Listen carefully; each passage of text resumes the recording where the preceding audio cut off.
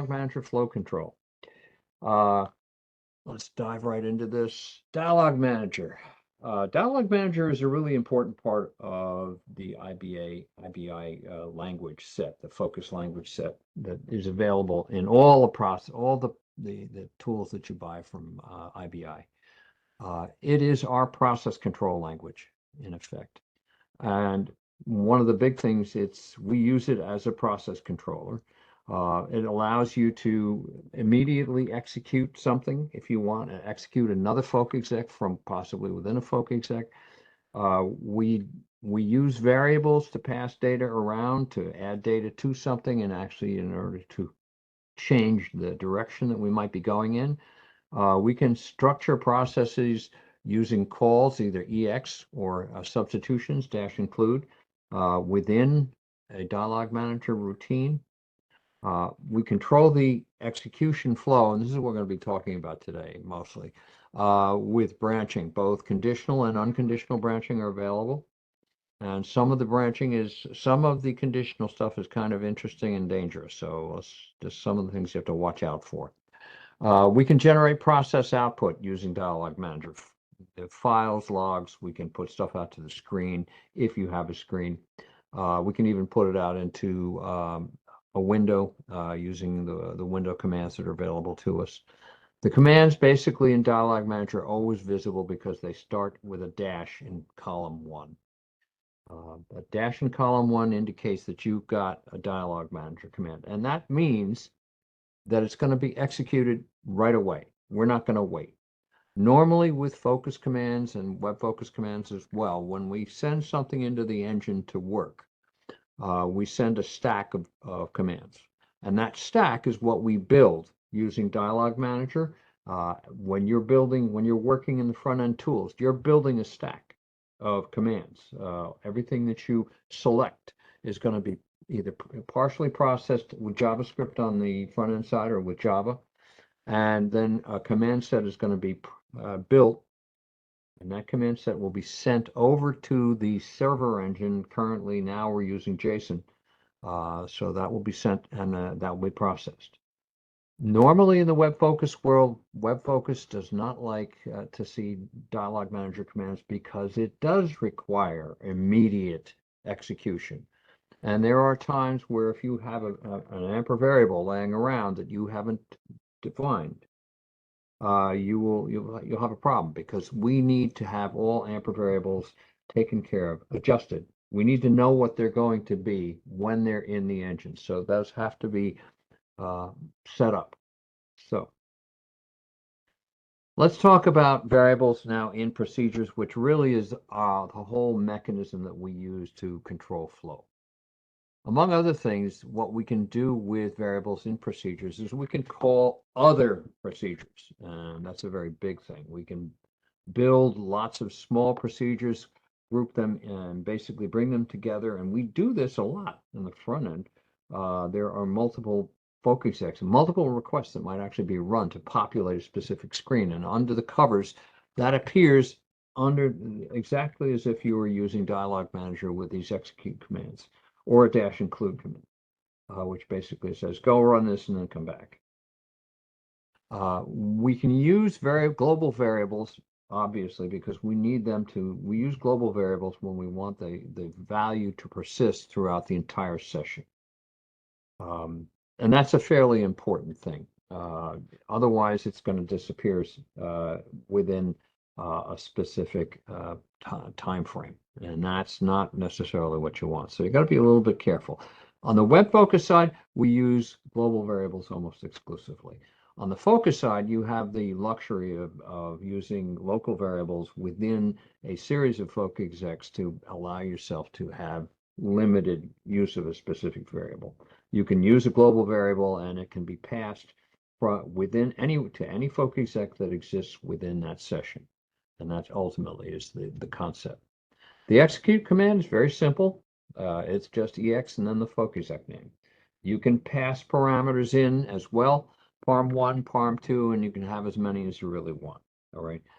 They can either be specified with the name, or they can be positional, which is just basically give me the value. And I will, at that point, automatically label it AMPER1 or AMPER2 or AMPER3, whatever position it is in that list. Now, when the variables are passed as parameters, existing local variables will be lost when you're working with execute, because I'm moving from one to another. I'm moving from one FOCUSEC to another FOCUSEC. My local variables in the FOCUSEC doing the calling will not make it. They will not be there when you get to the called FOCUSEC. If you want that, you either got to pass them in or you've got to use them as globals. You've got to set them up as globals. You can use that. Dash occlude is the other way that we can do this. We can dash occlude a FOCUSEC name, at which point we will literally copy that FOCUSEC into our run time, so that what we'll see when we see that include, that will be replaced with all the code that's in that FOCUSEC. At this point, we'll evaluate all the variables that are there. The existing local variables that we had previously will survive.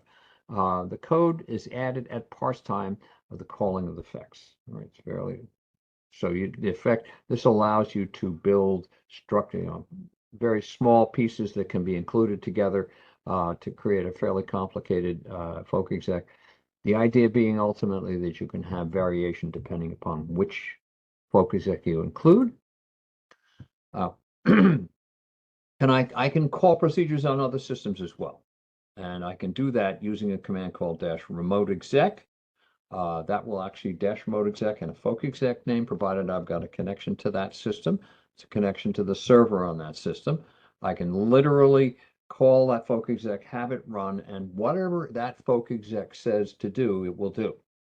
Now, when you're using -remote, the key thing is to figure out how you're going, what you want to have happen. If you want to have data returning to the calling procedure, you've got to use a PC hold of some sort.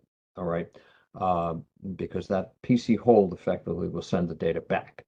If you do a straight hold within that on that remote system, the data will just simply stay on that system. And you can use both. You can do a series of holds and then do a PC hold to bring the data back. It's entirely up to you.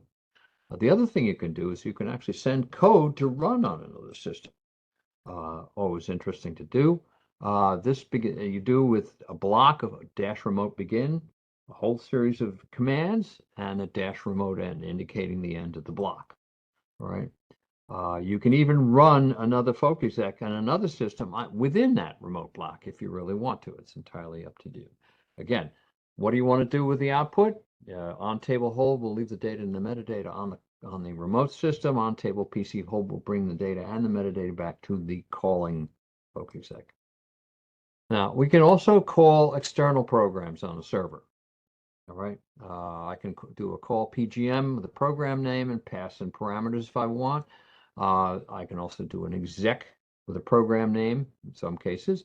Program name cannot be the same name, or should not be the same name, as the FOCUSEC. And the problem here is we may not know which one to actually execute. If you have a FOCUSEC and a program with the same names, we will use set X order to determine which one we're going to call if we have two of them with the same name. It's either PGM/FEX or FEX/PGM. FEX/PGM is the default, and it means that we will use the FOCUSEC that we find rather than the program. So if you're calling an external program, be aware that you may have to adjust the set X order to get exactly what you want. Parameters limited to a total of 32,000 characters in length. All parameters, one is parameters limited to 32,000. All parameters are limited to the same 32,000. These parameters can be literals or dialog manager variables, up to you. Okay. I can call Java classes just as easily. Call Java and the class with the params. I can execute this. Again, X order is used in order to control which I'm going to use. Note here that the full name of the Java class is required. Complex params should be put into double quotes, and a null is passed as two double quotes. All right. The system command. We've always had the ability to interact with the operating system inside of the product, and this is actually very good because it gives us a lot of extra functionality that we don't have to code. And it generally runs a whole lot faster than the stuff that we code. We do this using the system commands, and it depends on the system you're on. It could be DOS WinNT dash DOS dash WinNT dash MVS dash TSO dash Unix dash AS400 dash VMS. All right, and at that point, we also have a stackable version of these guys. All right, as well as an immediate version. The system command, which can be used, or a bang, an exclamation point, doesn't really care about the platform. It basically is going to be usable for all platforms. It will basically say, whatever platform I'm on, I'm going to send in this particular command, because you're going to say the system and then some command. As long as the commands are common across, and some we will adjust to a certain point. Things like copy and remove and those sorts of things we can very easily do. For system-specific kinds of commands, you've got to use the specific platform version. All right. If in the immediate format, the dash version, if it's not found, it's skipped, so that you don't have to worry about testing and seeing what platform you're on. All right. Well, And we will go ahead, Art. just as a comment on the specific platforms, if you're writing a procedure that may run on multiple platforms, you're better off doing the specific platform that and specifying all the appropriate commands for each system, because that way only the one that you're on will run and the other ones are ignored. If you use a system, it may not execute. Right, that's correct. Okay, thank you. The stackable version of that, the stackable version of system, like any other stackable command, requires a dash run in order to execute. Right. That's what triggers us. You can use variables here in the operating system commands and the parameters required for the command. All right. We use variables a lot to help us navigate. In other words, we're going to build a procedure, and we're going to basically use the dialog manager commands basically to move around that procedure. The procedure is going to be broken up into broken up with labels, and the labels are what we're going to basically use as targets when we are going to branch. We have an unconditional branch, dash go to, which basically is going to unconditionally go to some particular branch. If I'm sitting here and I have to go read a lookup file and then run a report, I can set this up with some dialog manager very easily. I set up an amper variable basically to catch my lookup. I'm going to find out what it is. And in this particular case, I'm going to do the lookup. I'm looking up a file, and that file is going to be called lookup. So that whatever file you're going to be going after is going to be is going to be allocated with lookup. We're going to read one character in this particular case out of that. You could read 20 characters or 100 characters if you want, because we will grab a record and read it. At that particular point, I've got a dash go to, which basically says go to create a report. I don't care whether I've found it or not. There's no test in here. This is an unconditional. I'm going to do the lookup. The assumption is that yes, that file is always going to be there, and consequently, I'm going to just go right over to my create report label, which I assume will have some table request or some report request constructed at that particular point.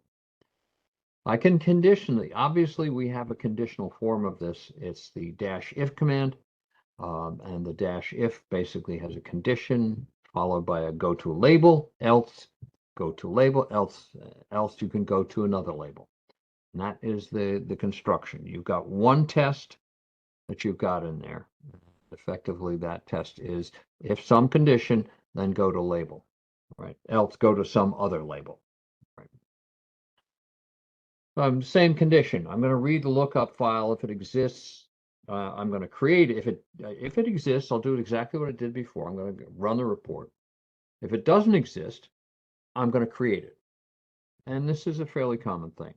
If you had to create a decode file for a particular report, you're setting something up where you're going to be running um, using a decode table in order that you need to make sure is current at the time that you run. So you may actually set something up, and you can do this, and we'll talk about this a little later, in something like an MFD profile where you can actually, based upon the file, you can create that decode table at the point at which you open the file to do the specific request that you're working with. In other words, you have a timing mechanism. When I go to get this particular file to create the report off it, I know that I'm going to need a decode table from wherever.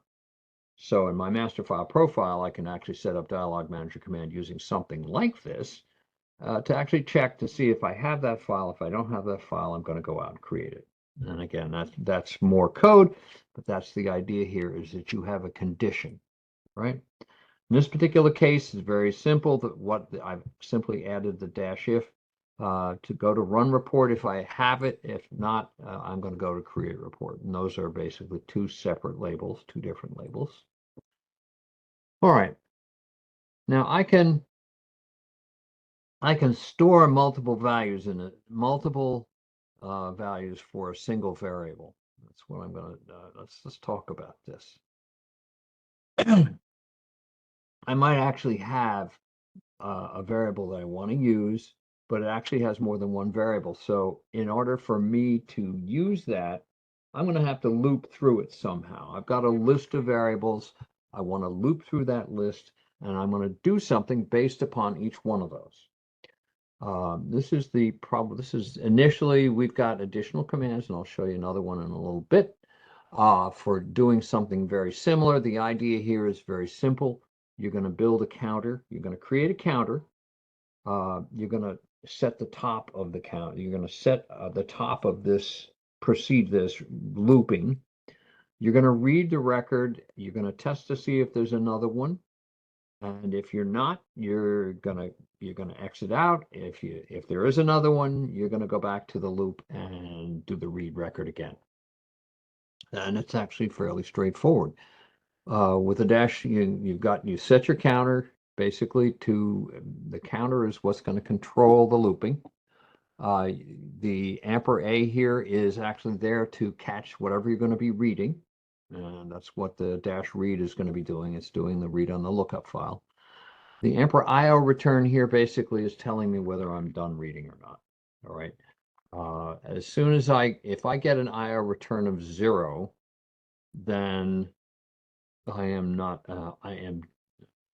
if I get an IO return of that's not equal to 0, then I'm done. All right. Otherwise, I'm going to go back to the loop. I'm going to go back to that label and come back through again. And I'll just keep going until my IO return tells me there isn't anything more. I'm done. All right. And at that point, I will continue the done. Now, these are simplified, and they can be made as complicated as you want. Now, there is another way to do that. That involves the repeat command. The repeat command is very powerful. There are a number of variations of the dash repeat command, and we'll take a look at them.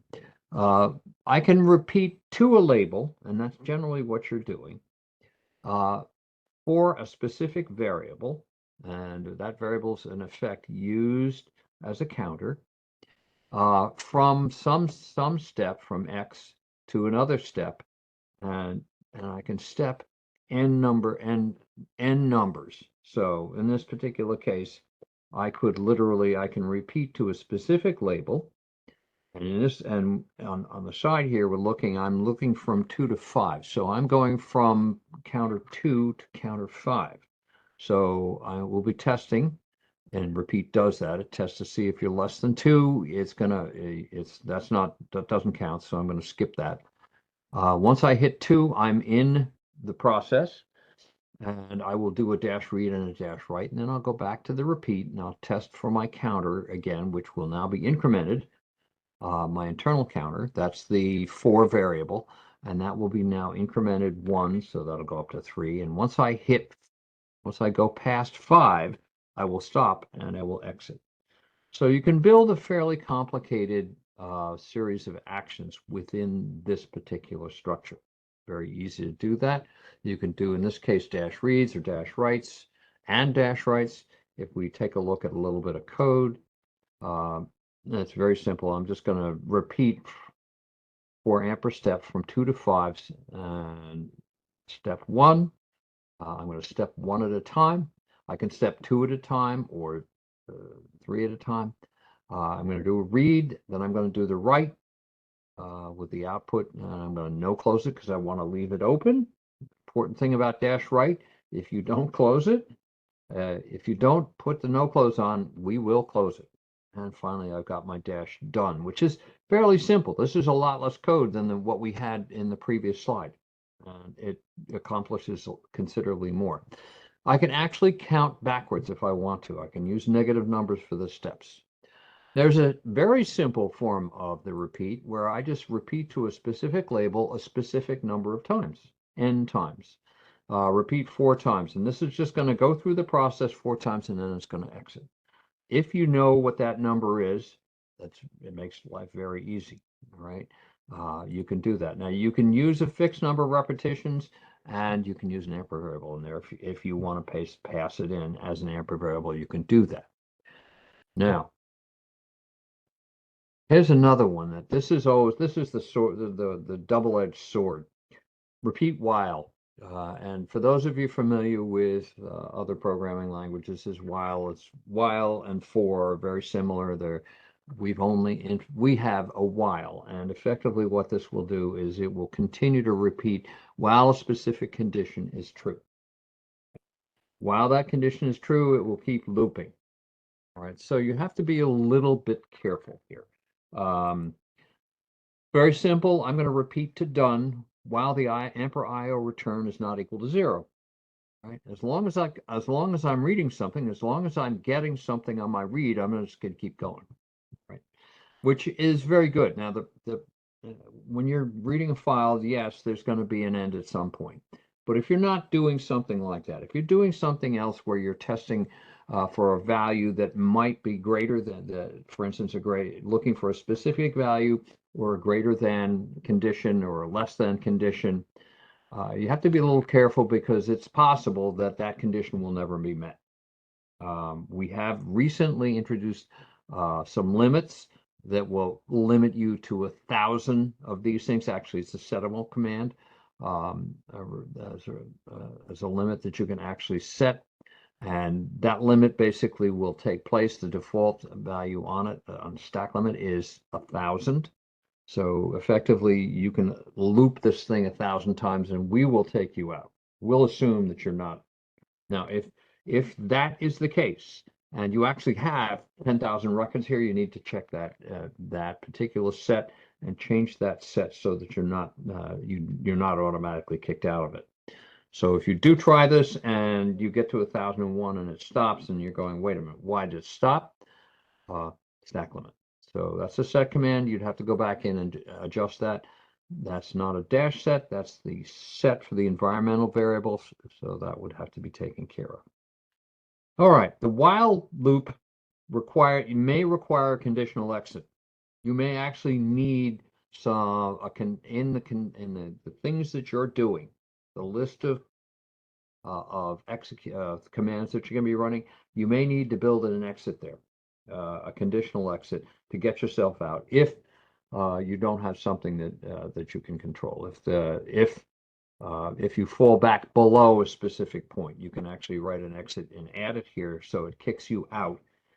Even though you're not, it's not the repeat while isn't going to see it. There might be a second exit that you might need, and that is something you need to think about because depending on what you're doing, that's the kind of thing you may want to need.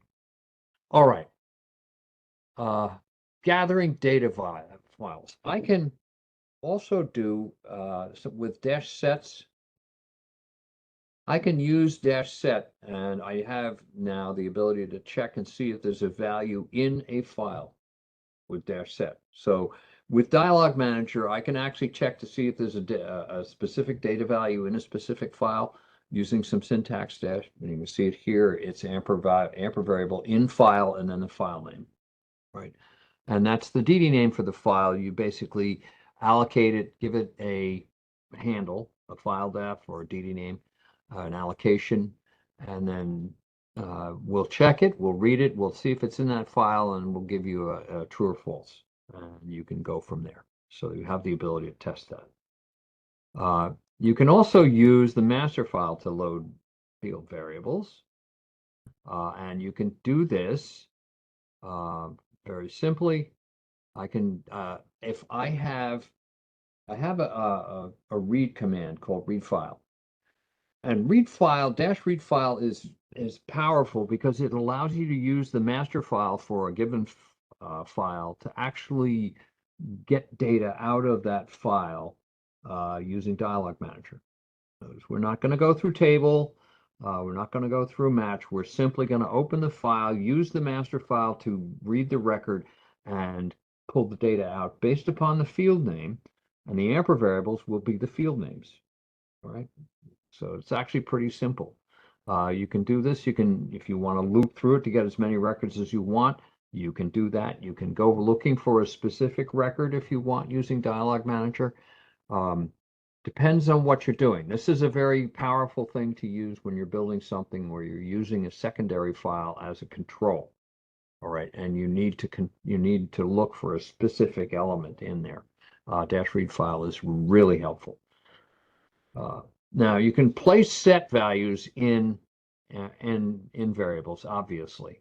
The set values are the environmental variables, the environmental values, and sometimes we may want to change them, and then we may want to change them back. We may want to remember where we are, and then grab them and do something with them, change them, and then actually set them back. And you can find out what you've got using a question mark set.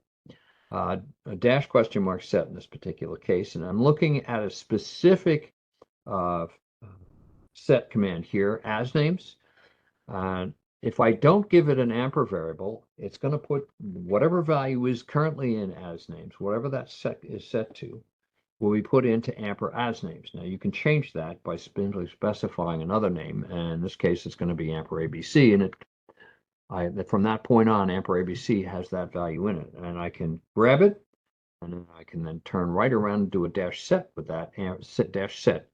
Do a set to actually set this thing back to the value that I had it before, or to a new value, and then reset it back. Entirely up to you. So there's a lot of power here in the ability to be able to control where I'm going and what I'm doing.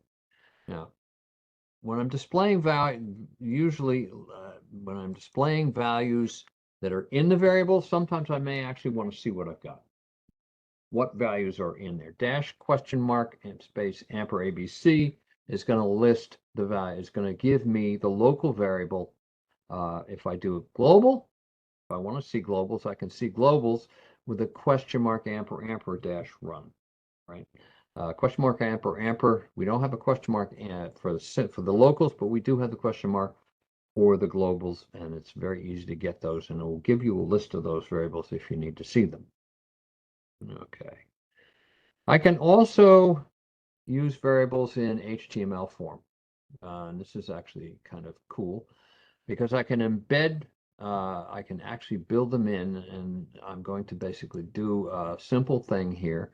I'm going to set up a Dialog Manager command I've got here. I'm going to create a request. I'm going to wrap it with the dash HR info and the dash exit. And I'm going to basically, I've got a command you can see right above it. I'm looking at a specific option. And the dot exist, if you remember, dot exist basically says, is there any variable, is there any value in amper option? Does it exist? Right. If it exists, then I'm going to go to HR info in this particular case to run the request. Otherwise, I'm going to go someplace else. And I'm using my dash F to control this. In this particular case, I'm going to go from here, and in can't run, I'm going to throw something up that says, all right, I don't have it. Sorry, can't run this. And I'm going to give you some information about where I was and why, who I was, who I am, and what time of day it is. All right. All right, so actually it's pretty cool. Now, if I have my simple include, I can actually include the report. In this particular case, I've got a simple little report that I'm going to basically build in here. I've got two reports, all right? I've got report one. I'm going to generate these as format HTML table, both as report one and report two. These are simple reports for this particular thing. And I'm going to access these in -HTML form with a begin and end using the bang IBI file dash report one to basically specify where it is. All right, and that's basically a specifier that says, okay, this is an IBI report, so go look for report one there. And effectively, this will run both of those commands, both of these requests, and then exit. It'll throw it into an HTML form, and when I'm done, I'm going to exit out of here. So now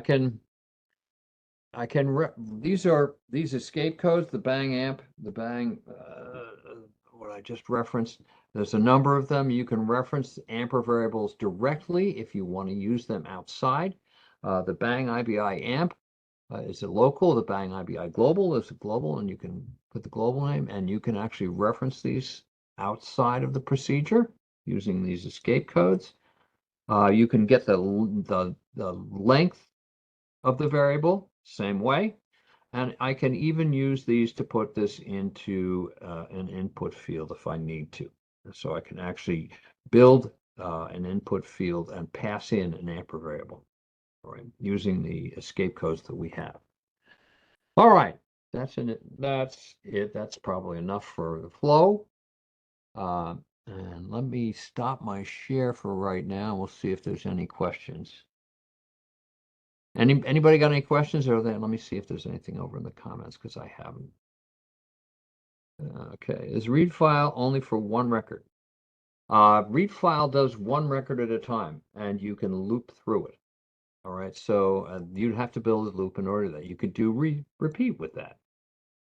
The slides are going to be available. Yeah, absolutely. And so you can actually, and the good thing about the dash read file is it applies to any file that we have a master file for. You're not limited. So you get the benefit of the master file, the easy way to access these files, but you don't have to worry about opening up an entire table request or an entire match command in order to get the record. All right. The issue there is it's gonna start reading from the top or wherever the file is. So you have to be a little bit careful about that. It's not as if there's no where command here to specify to locate position in that file. If you want to find something, position at the top. If you're creating a file to do a dash read file on, and you can do that, you can do a dash read file on a hold file because a hold file has a master. You can generate that hold file with high to low.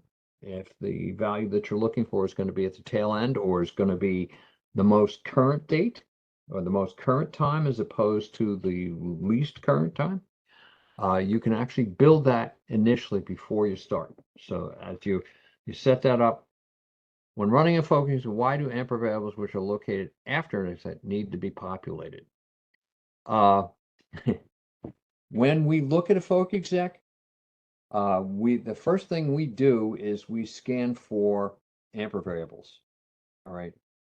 And if we see them, we need to know what they are, especially on the WebFOCUS side. All right, because on the WebFOCUS side, we've got one shot to send this over to the engine. All right, if there's an unresolved ampersand amper variable, when I send it to the engine, it will fail. There'll be it will not run. So what we do is very easily is what we set it up, and effectively what you're going to do is we scan through all the variables, and normally what we will do is we'll use WF describe to ask you to help us find out the ones that we need. And we'll take WF describe under the covers, and we'll throw up a screen that says, what variable is this? What's the value for this? And that's the way that we handle it on the WebFOCUS side. In the focus side, when we see an amper variable that we don't understand and we're running, we're simply going to pop it out to the screen and say, hey, what value do I use for this? And usually it's not crystal clear exactly what it is. It's usually just probably a name and then a caret, and it's like, oh, what's this? It's prompting you for a value. So be aware. Be aware. Now, one of the things that we've got coming is uh, a, a new front end. Actually, it's a new way to run Focus on the mainframe that will be coming, and it'll be running through what we're going to be calling the Focus Studio. Focus Studio is going to be based upon the uh, the basic technology that we're using is the WebFOCUS console. So you'll be working with a browser, and you'll be working directly on a mainframe. Have the functionality that you have on the mainframe directly through a browser. So among other things, we're going to try to cover as much of the mainframeism as we can. If you want to climb into the mainframe, you can do that from there. We have a full-blown green screen front end that's available to you, and you can also use the dialog manager front end, which is not green screen. It is built. It's basically an HTML. It's Java and HTML, so you can actually access that. Look for that in 9.3, which is coming next. All right, and what next is, I don't think we've got a firm date on that, but that's coming out. That'll be coming out, I expect, sometime in the new year. All right, any other questions? All right. I sent several of them to presenter as opposed to you. You might want to look there. Let me see. Where's presenter? Is that hiding? I see everyone and I don't. Oh, you're saying to me.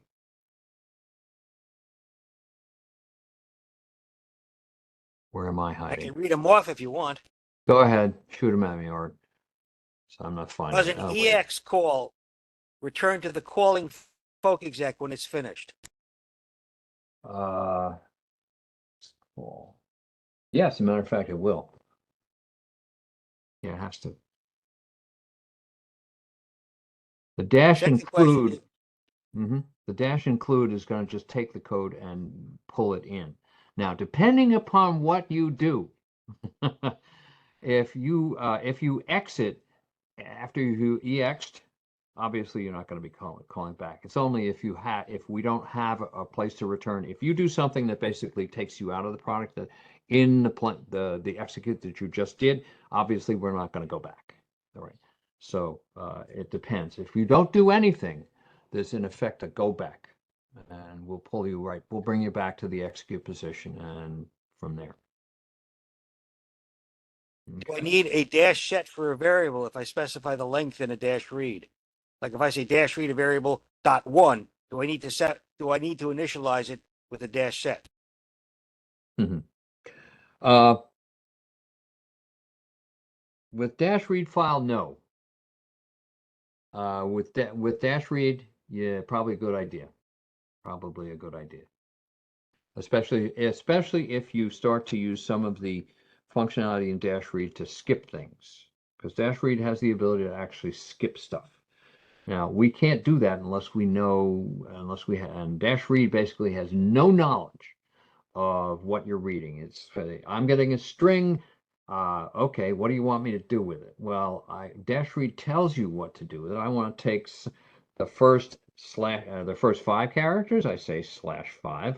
I want to put it into this particular variable, and you can do that. Now, if you have it set up in advance, then you're going to be able to use it. If you don't have it set up in advance, it may not.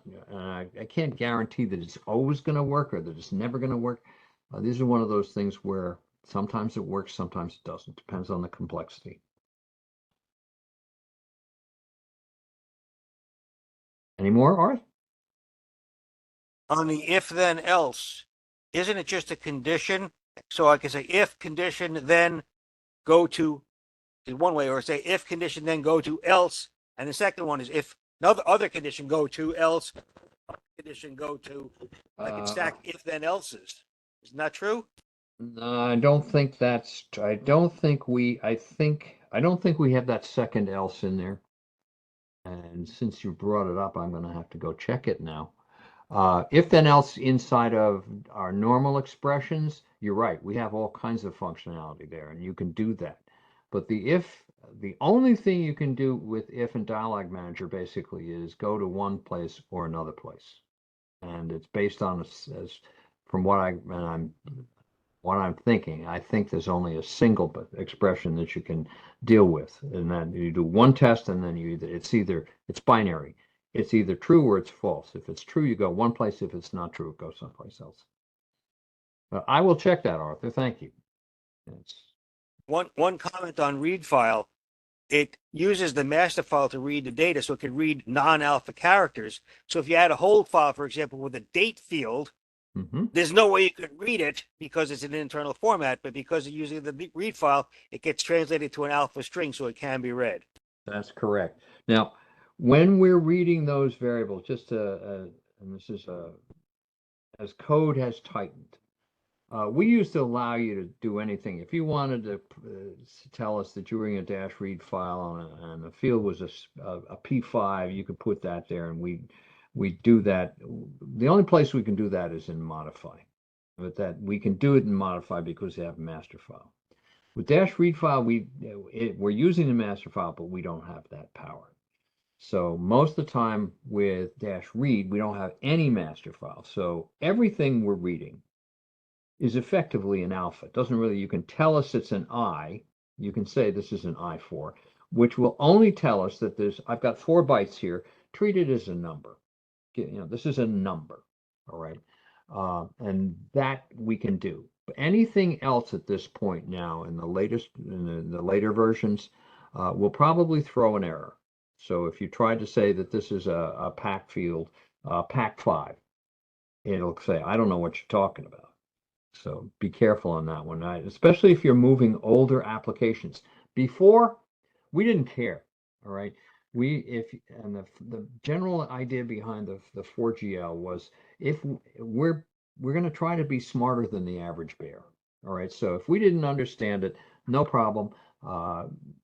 If we don't understand what you're saying, we're going to make some assumptions. So in that case, if I did a dash read and I had an alpha for 5 and then I had a pack for 5, we would assume that you really meant 5, and the pack is irrelevant anyway because we know what it is, right?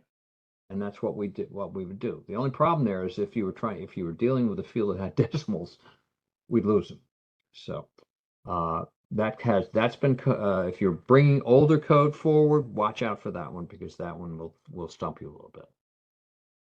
Okay. All right, let's move on. Let me close this one down. And let me go open the other one. It's over here. No, it's not there. It's my 3. Here it is. It's this one. Okay. Now I want to spend a little time. A while ago, I used to do a lot of something of what we called hidden gems. Start this. All right. Can you see that? Arthur, is that live? That should, okay, good. Hidden gems basically and I did a lot of these when we're doing summits. The idea is that there's a lot of functionality in the language that is hidden. And by that, I mean, it's not immediately evident. It comes, from the experience of using the language and from seeing what other people have done with language. There's a lot of things you can do with it. The language is enormously plastic. And as such, it's almost impossible for us to document everything. It's always been a problem. So what I want to try to point out is some of the things what I call hidden gems. These are the things that are sort of, if you don't know about them, these are things that are really potentially very useful. So let's take a look at some of them. I want to look into synonyms and Walter, are you sharing your screen? Are you sharing? I don't see it. Okay, I did it again. I did it. I lost my share. Okay, hold on a second. Hold on a second. Maybe you're sharing it to Art only. No, He no. said he could see it. Let's see. Where is my here? Here. No, I lost my share. I did. I lost my share. Sorry about that, folks. And share that one. Now you got it, right? Now it's there. Okay, excellent. All right, we're back. Okay. All right. I'm going to look for these hidden gems in a number of places. I'm going to go look in synonyms, and I want to talk a little bit about the master file profile, about some of our internal synonyms. Believe it or not, we use them extensively.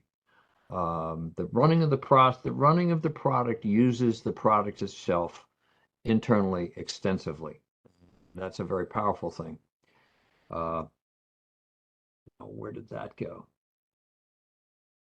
All right, this is okay. Now I'm going to look in the connections, and I'm not going to look here too quickly because last time we talked about match, so I'm going to speed through that one. In requests, I'm going to look at a couple of things, some prefixes, some summary prefixes, and the difference between where total and where grouped, which is really pretty powerful. In expressions, we'll take a look at the new functions that you have available to you now that have been optimized for SQL, and validate that has the ability to work with regular expressions. And finally, in output, to pump up my favorites, my focus and XFocus files, which are really good. All right, so we're going to continue along, and I've got to use this guy now to do this. Let's take a look at synonyms. Master file profile.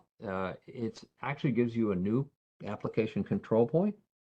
And with the internal synonyms, it actually gives you more functionality to actually determine the way you want to work, right?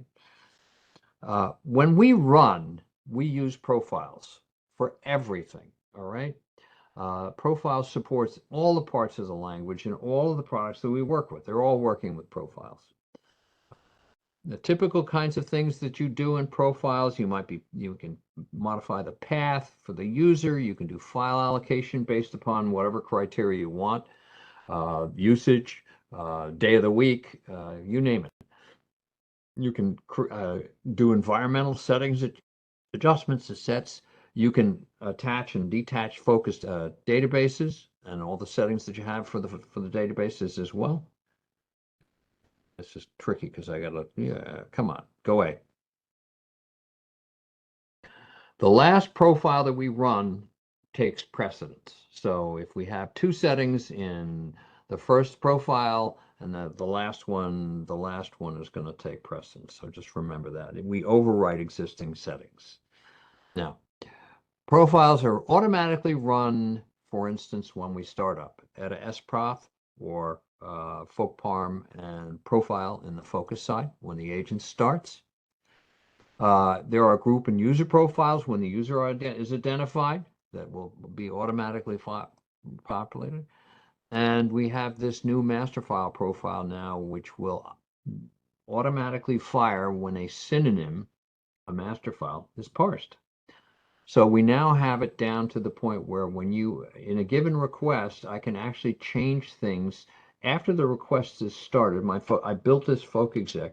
I've got 3 or 4 different table requests in here to pull some stuff together. I'm going to join a bunch of files together after that, and then I'm going to create my final report or my final graph output.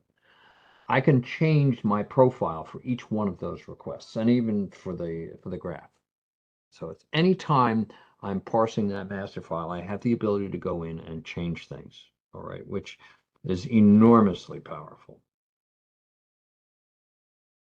All right. Over here. All right. Now, the master file is going to be, the master file profile is going to hit. You're going to get a master file profile run if it's there. Every time you run a table F, a graph, a match file, check $F or $FF. Those are used to pull out the contents of the master file. The F is just the field names, the FF is the field names, the length, and the type of field. And I didn't need to do that. Modify, and now multiple MFT profiles can actually be executed. If I'm doing a join with 5 different files, I could potentially run 5 different master MFT profiles, and that's perfectly okay. These are controls that you have the ability to add in if you need to. With more, I'm going to end up with more with multiple MFT profiles, and with match file, I'm going to end up with multiple match files. So you actually have the MFT profile also exposes another capability that we have now. You can actually put global variables now in the master file or in the synonym. That's a really powerful thing to be able to do, because that means I can now, when I'm actually parsing the synonym, I can change things if I want to, right? I can use the variable, and I'm going to use that variable for certain kinds of things. I can change there are some things within the master file that I can change: position, remarks, occurs, description, title, DBA user ID and value, help message, and I can change things in my access file as well, all right? Including the connection, which effectively is going to determine where I'm going to go to the database, which database version I'm going to go to, directory, the table name I want to work with, or even the extension. So let's take a look at how we can play with this. Now, MFD profile is part of the file designation inside of the master file. Master files have sections for the file, for the segment, and for the field. All right, and the MFD profile is associated with the file. You see file line up here. This happens to be an Oracle master, and there is a master profile called GRP poll. Right? Now, when I run this particular master file, you'll see variable name I've got a variable name LTD that I'm declaring here. It's got a usage of 30. It has a default of LTD or ETD, and it's going to be used as the title for long term, right? It's global. Now, my master file profile here is to actually determine what value I'm going to use. All right, that's the key thing. And this allows me to literally change this, because if this is if this, for instance, is a master file that covers multiple, in this particular case, you can see, you can guess, this is General Motors versus everybody else. And this was for a specific kind of car. And in some cases they were LTD, in some cases they were ETD. Remember, the General Motors, I believe, had LTD as a car name, so they couldn't use LTD in this particular case. They had to use something else. They used an extended term. So we had to be able to grab that and change that specifically under certain conditions, and that condition had to do with what we were doing. We had to be able to do this on the fly. All right. Now, I can also add in here, and I'm going to just, for the hell of it, I'm going to add a filter, which is another thing that we can put in master files. Master files now can take pretty much everything but the kitchen sink. The only thing you can't put in the master file is the data. That's the only thing you can't put. You can put pretty much everything else in there. You can add a filter, which is going to basically be a where condition. And it's basically going to set itself up. The filter indicates that this is a where condition. When you reference it, you're just going to say filter and then indicate the name, and all of this code is going to be copied in for you automatically. In this particular case, I'm going to be decoding something, part of this here, and I'm going to create something. I'm actually going to be decoding group code using TeamResp. What's TeamResp? TeamResp is a file. All right. If I have that, if I can decode that, I'm use that. Otherwise, it's 2. If it's 2, if this is true, if I can do this, then in other words, then if my return is 0, it worked, it's 1. Okay, so it's true. Otherwise, it's false. In other words, if I can decode this, it's good. If I can decode it, it's good. If I can't, no, it's not good. It doesn't work as a filter. Filters are binary. It's very simple. It's either true or it's false. All right. So however complicated you build them, it's coming out with one number. It's either 0 or 1. It's either true or false. All right. So now what we have, we're going to add something else to our master file because we need, in order to be able to bring this in, we need to know where that team resp is. So we need a file def, and that's exactly what we can put in this master file profile, a file def for that. Now, let's add some more things. I'm going to add some variables for user ID and DBA values because I'm going to basically build some DBA on the fly. Okay. I've got here variables, and I've got some defaults set up. For the DBA value, I've got a user ID and DBA, and you'll see that I've got DBA at the end of my master, which is generally where it goes. I've got the DBA set up as DBA, and the user is set up to the user ID, the the global user ID, which is going to be passed in, or it's going to be in place when I run this request. I'm going to have access rights. I'm going to be restricted to a value where, and that value where is going to be based upon my group poll value, which is amper DBA val, which is this guy up here. All right. So I've got this ability to now build DBA on the fly and base it on the person that is right there. All right. So now this is how you do it. What conditions you add in order to determine who those are, it's entirely up to you. I mean, there's all kinds of possibilities here. So I'm going to add something else. I've got to add something else in here. I've got to create that team rest pile because I don't have it. I want to make sure I have it.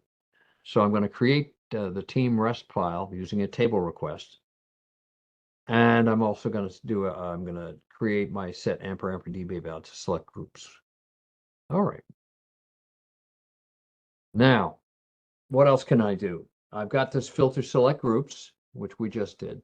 Now, another thing I can do is actually I can say, okay, I'm going to put my DBA file into a file rather than having it associated. I want to be able to reuse it. So I can apply this particular DBA to multiple master files and multiple data files. I do that using DBA file, and I specify a file name. Now, okay, I can put that in the master file. What does that mean for my MFD profile? Well, I can actually create that my file, and here's a simple way to do it. Using, in this case, I'm going to go read syscolumn, and I'm going to pull some data out of syscolumn, and I'm going to build my MFD profile, my file. I'm going to create. What am I building here? I'm building a master file, right? Look at this. I'm building this one line at a time, and I'm literally going to build my file. This is going to be all the stuff that's in here. I'm saving it as my file. I'm building this file. Now, then I'm going to continue, and I'm going to start. I'm going to use the type command here just to tell me where I am, and I'm going to basically make a calculation, and I'm functionally going to check to make sure that I got what I wanted so that I have it. I'm going to do a table file hold. If everything is okay, I'm going to go to normal. If it's not okay, I'm going to go to no more. All right, so I have a way of building something, checking it, and either accepting it and using it. I don't have any, you'll notice that after my normal, I don't have yeah, I can exit right after that if it's okay. All right, my MFD profile, okay, is if this isn't the first time, and what I'm doing here is something that you don't really have to do anymore. If I go into the MFD profile and I reference the file again, normally I would say, yeah, okay, I'm going to go through the MFD profile again. Well, you don't need to. If everything has been set up, you're in the same session, there's no reason to go back and change everything again, is there? This is code for jumping around, for skipping the MFD profile the second time you see it in a given session. It's very simple. And you're simply going to keep track of how many times you've been here. And as soon as you've been there more than once, you're going to basically jump around it. All right. MFD profile. You can do a lot with it. And it's something to take a look at because it gives you an enormous amount of specific control, right? The controls that you can actually build into the profile, and something that may be required for specific users, or where you've got multiple types of users they're going to be using and they have different characteristics. The MFD profile is a good place to start separating some of that out. You don't have to put it into your request. You can put it into the master file. It's much easier. It's a lot. It'll remove some of the complication. Okay, catalog master files. We have master files now that we use internally.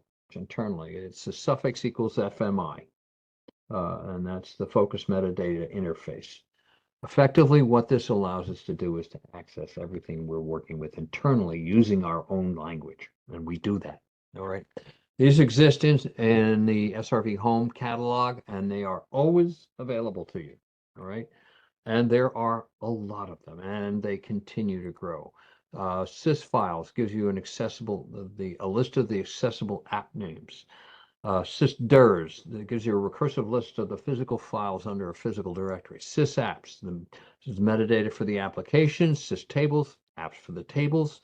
Syscolumn, just like Syscolumn over on the relational side, gives you column information for the masters. We have two for Syscubes, information about the functions. Sysdefn for the defined function. Foreign and primary keys information, impact analysis, index information, keys, sets. And this is also very useful if you want to go check and see what a set actually is, or what the possibilities for a set is. You can use this. And sysusers. Okay. These applications can access this data using table and hold, or read file.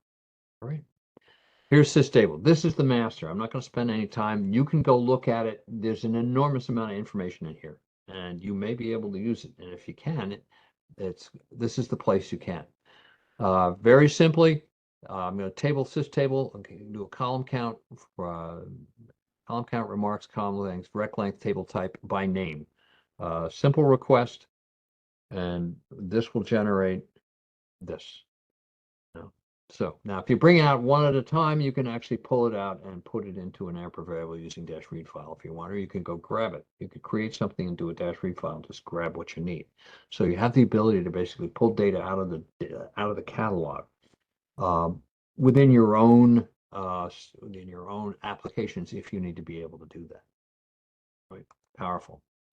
Match. We spent a lot of time on Match last month. Match is built on the sort merge. It's not built on a nested loop, which is what join is built on. It does give us a lot more control because we actually have 2 points of record selection, actually multiple points, 2 levels. Within each file, we can do record selection, and then on the matched file, we can do record selection based upon the source. I have control over this using using the bifields. That's the critical thing. I can literally have 16 different match files matched at the same time. The match keys don't have to be the same. If they match, then the output is only displayed in one column. If they don't match, each of them gets a column. And the output length is going to be based upon the common keys, the bifields. Those are the keys, okay? Now, normally we read these, we get the keys, the verb objects, and then we read them from old to new. With this new match column order, we have defaulted it to grouped. That's the new behavior. We are now promoting common keys to the level at which they are significant. So if I have matches that include 2 keys, then 3 keys, then 2 keys, I'm going to promote whatever fields are in the last 2 keys to the level of the first 2 keys. And this actually allows us to generate a hierarchical structure, which is really powerful because effectively what this did was to bring in the ability to go way beyond our normal output. I use printer sum, sum is aggregation. You can have a lot of these guys. In this particular case, you have to be a little careful in this particular case because I had to use my alias in order to specify them because the names were exactly the same. So in order to get the ones that I wanted, I had to use the aliases. And one report, okay, one match request turned into this, right? And this is literally multiple sorts. They're all different. This is sorted by date, this is sorted by category, this is sorted by region, and this is sorted by product. Right, so single request. That kind of capability is available to you and play with it. There are lots of outputs. All right, that's enough for a match. Prefixes. Some interesting ones, and we have a whole class of, we've gotten into statistics a lot more. We have roll dot, the MDN and the MDE median and mode are available. We also have stdev available for you. You can use prefixes on the summary line, and that's actually pretty powerful if you know what it is. We'll review that a little bit. Where total and where grouped. Basically, we've given you another place to do a selection, and it's pretty important. I can roll up calculations on my summary lines using roll dot. Okay. And here's the case. So I've got by field and I've got a summarize or a subtotal or a sub dash total or a recompute. At that particular point, I can introduce roll dot and whatever prefix operator I have in that file and whatever files I want. And I can literally do the roll on that. At that point, we're using the calculations from the summary line, right? All right. Summarize and recompute normally use detail. Roll dot doesn't. Roll dot uses the lower level summary data rather than the detailed data. Sorry about that. So, what prefixes can you use here? Sum dot, AVE dot, min dot, max dot, FST dot, LST dot, count, and ASQ, believe it or not. Now, what this allows you to do is I can basically say, normally when I'm doing a summary, I'm summarizing and I'm going to do some sort of, I'm going to probably be adding, I'm summarizing, I'm aggregating it, right? Or I'm recomputing it. Well, not only can you recompute it, you can basically look for something else. I can go, I have a field that I'm normally summing. I can take a look at this on the summary line. I can specify and say, give me the average or the minimum, the max, first, last, the count, or even the average sum of squares, right? Which is different from what you've actually got in the rest of the column, right? And if you don't use it, you're going to get a sum. Let's take a look at this simple case where I'm doing, I've got summing units by region by state. I'm getting an average. I'm using on subtotal as average. Subtotal AVE dot. So I'm going to get the average, which is what we end up with here. And I've got some selection criteria just to limit the size of the request. This is the average of the detail lines. That's the key thing. When I use AVE dot, when I use roll dot, notice on table subtotal roll AVE, I get the average of the summary lines. There's a difference, all right? So if you need to get the average of the summary lines, you can get that, and you can get that using roll dot. Now let's take a look at, I've got aggregation here at 3 levels plus a total. And I'm going to do here the average of the date detail. Right, I have 2. And I'm doing that with the roll dot on the on region summarize roll dot AVE dot. It's going to be the average, right? I've got the average here, and I've got the average of the product average, right?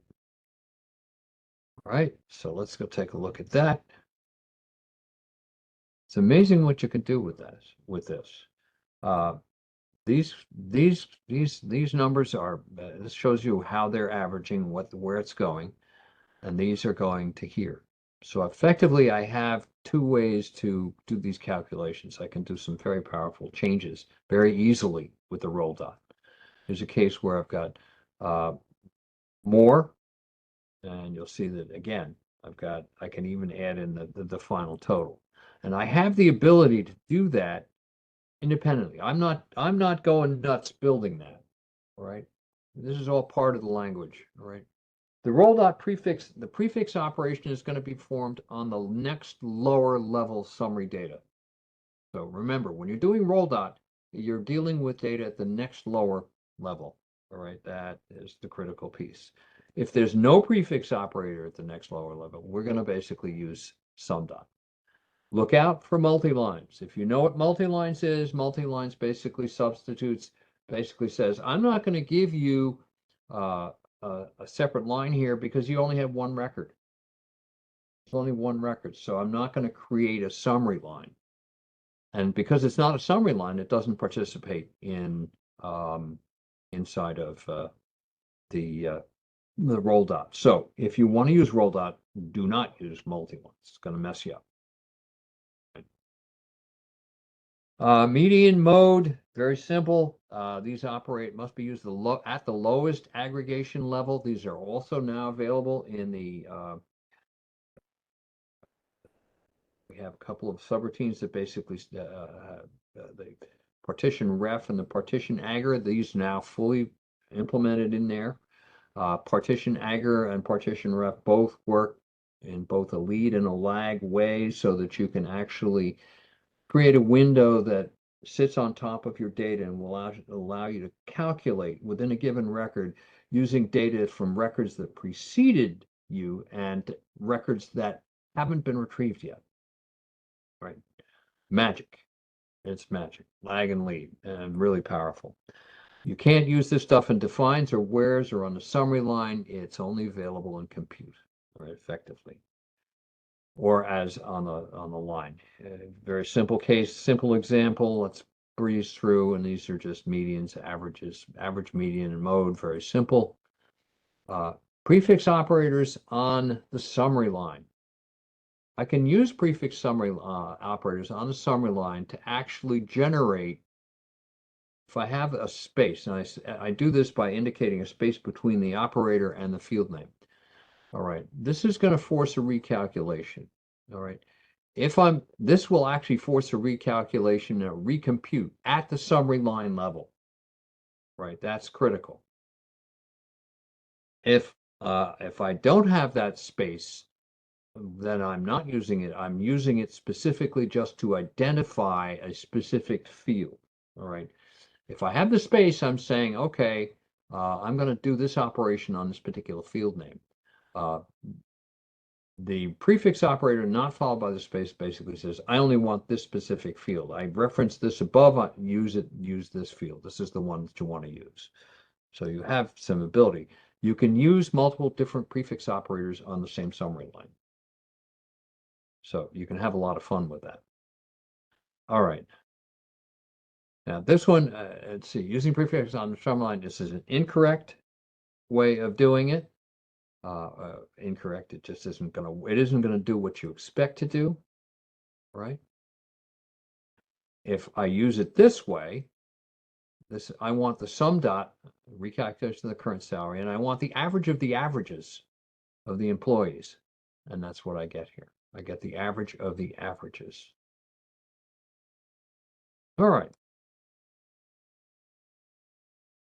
Let's go.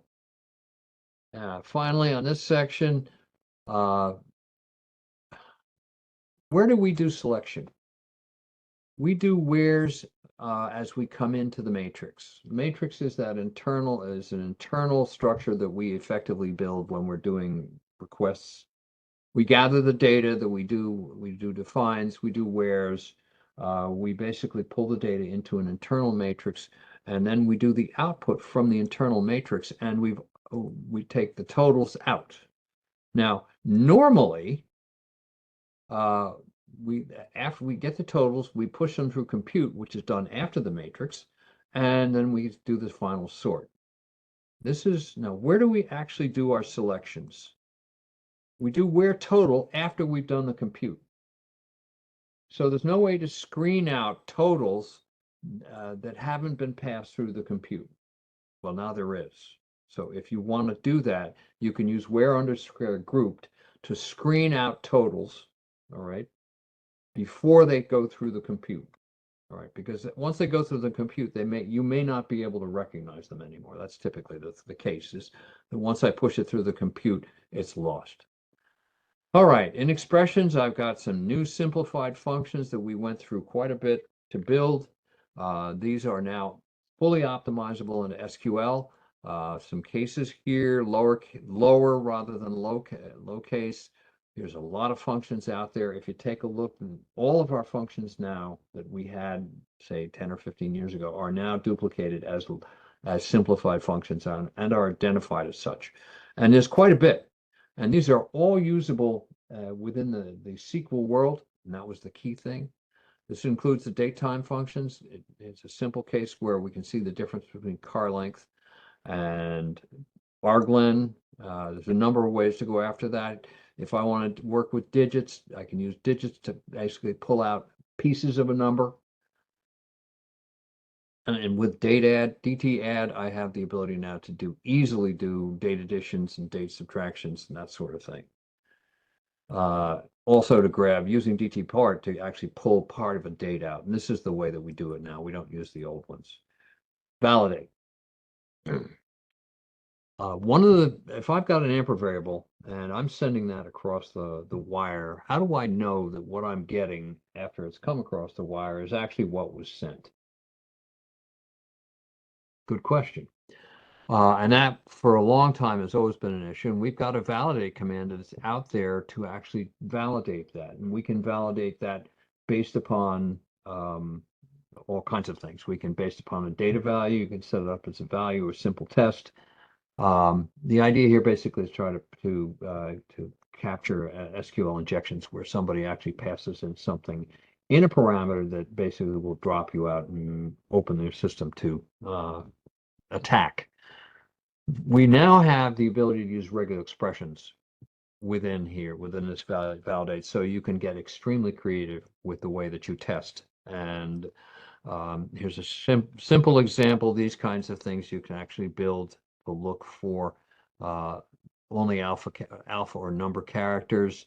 If there are error codes that will spit back that basically tell you that this is not good, this is not going to work. Here's a case where I'm looking for a social security number. I'm going to make sure that I'm going to check it. My regex is going to look at it and say, do I have three numbers followed by two numbers followed by three numbers? Right. That's the key piece that I need to see. I don't want anything else in there, because if I see something in there, I need to strip that out. And that's what this edit and this dash set does. The regex here basically is going to check it before we get there. All right. And in this particular case, one of them is going to fail because the dashes are not stripped out. And that's going to basically catch it and say, sorry, can't use that. All right. All right, finally, and we'll do this real quick because I know I'm pushing the limit. Focus and focus files. They're great for hold files because they have a hierarchical structure, which means you can compress the daylights out of them if you've got data that has that kind of a structure, which really helps. Now we can work up to 32 gigabytes in a single partition. That's not bad. It's a pretty good size partition. I have multiple indexing capabilities on these guys. It's not limited to a single type of index. And I can expand these things up to 32 terabytes without batting an eyelash. All right, that's a lot of work. If you've got the power, and on the mainframe, yes, you generally have the power for this kind of thing. That's not an unreasonable thing to do. You can build these things up to be very, very, very, very quick. They have dynamic, and they have the dynamic and the static capabilities. There's a difference between the focus database and the XFocus database. And for those of you that don't know, let me really quickly run down the differences because they are significantly different. Focus database has a 4K page size. You have 512K pages per partition, which means you've got up to 2 gigabytes per physical file. All right. You can have up to 255 of these, which gives you a half a terabyte. Segment name is 8 characters. Index field names have to be 12 characters. Now on the WebFOCUS side, the page is 16K. It's 4 times as big. You've got 4 times as many pages in a partition. So the partitions are bigger, 4 times bigger, which gives you up to a 32 gigabyte for a physical file. And there are up to 1022 32 gigabyte partitions, giving you 32 terabytes of workable data. All right. Segment names can be up to 64 characters, as are the index names, can also be that large. All right. There are internal indexes. There are external indexes that you can build. They're created with rebuild. They use index name with master name. It's on one field. Right. The internal ones are built. Anytime you change any data, they're built automatically. They're dynamically maintained. External index is not. It's static. So if you have a file that you need to index and you want to do it, but it's going to last for a week, fine, perfect. That's it. That's ideal. The multidimensional index is built entirely using an access file. It's created with rebuild and it effectively allows you to index groups of multiple fields. Right. And what that means is I can have, if I have 5 where clauses or 5 different fields I'm using for my where clause in a given report, I can have an MDI index using those 5 fields. So I can go directly to the data fields that I need. I don't have to, I can use all 5 to get there. I don't have to search on one and then start screening out. All right. It's a much faster search mechanism. All right. And all right, partition files. Okay, the intelligent partition files, we can partition these things. They can have multiple partitions. It's done in the access file. You can even include a where expression to tell the retrieval engine what's in this particular partition. Doing that actually facilitates, speeds up the entire process of retrieval. You can add DBA security. You can even use that. You can add that using holdstat if you want. Holdstat can be appended on any file, any focus file, and holdstat can actually be created dynamically using MFD profile. Remember that? Emmett? All right, here's a simple holdstat file basically that you could create that actually adds DBA to a specific file, which would be automatically added. All right, we've gone through a lot today, and I think that's enough. So I am going to stop sharing my screen, and we'll come back. All right. All right, I see Sandy saying something.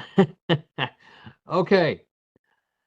Okay, Vivian's talking about her book, WebFOCUS training. Okay, there's a lot. There is. Okay, we did get that. We squared that away, or did we lose that? Did we lose it again? All right. 12:23. Oh no, that's when we started the second one. Okay. Okay. I don't see any other questions here. Is there any other questions that I need to answer? Okay. That said, join us next month. We'll be talking to Mark and Walter will be back, and we'll be looking forward to see you in December. Okay. Thanks for coming, everybody. Appreciate it.